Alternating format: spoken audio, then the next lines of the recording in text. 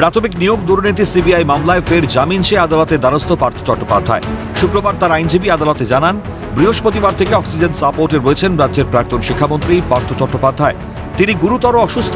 এদিন পার্থর বিরুদ্ধে আনা সিবিআই এর 3টি মূল অভিযোগের বিরুদ্ধে যুক্তিও দিয়েছেন তার আইনজীবী। নগর দায়রা আদালতে শুক্রবার পার্থর জামিন মামলা শুনানিতে তার আইনজীবী জানিয়েছেন, প্রাথমিকে নিয়োগ সংক্রান্ত মামলায় 2024 সালের 1 অক্টোবর রাজ্যের তৎকালীন শিক্ষামন্ত্রীকে শোন অ্যারেস্ট করে সিবিআই। এই মামলায় কেন্দ্রীয় সংস্থা যে চার্জশিট জমা দিয়েছে তাতে প্রায় প্রতি ক্ষেত্রে পার্থর নাম। 15 অক্টোবর তাকে জেলে নিয়ে গিয়ে জিজ্ঞাসাবাদ করে সিবিআই আধিকারিকরা। তারপর থেকে আর কোনো জিজ্ঞাসাবাদের মুখে পড়েননি তিনি।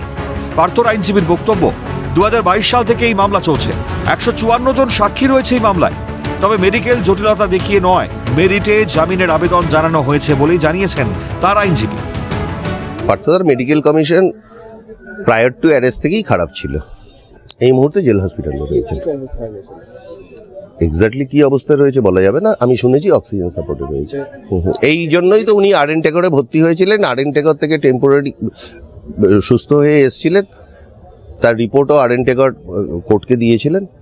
বর্তমানে তারপরে আবার অসুস্থ হয়েছিলেন এবং দীর্ঘ অসুস্থতাই উনি চলছেন।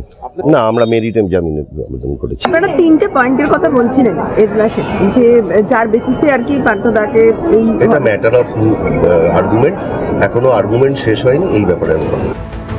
প্রাথমিকে ইডির মামলা থেকে আগেই জামিন পেয়ে গিয়েছেন পার্থ। সিবিআই এর মামলা এখনো চলছে। পার্থর বিরুদ্ধে আনা একাধিক অভিযোগের বিরোধিতা করেছেন পার্থর আইনজীবী। মামলার পরবর্তী শুনানি 27 মার্চ। সেই দিন সিবিআইকে এই সংক্রান্ত কেস ডায়েরি আনার নির্দেশ আদালতে।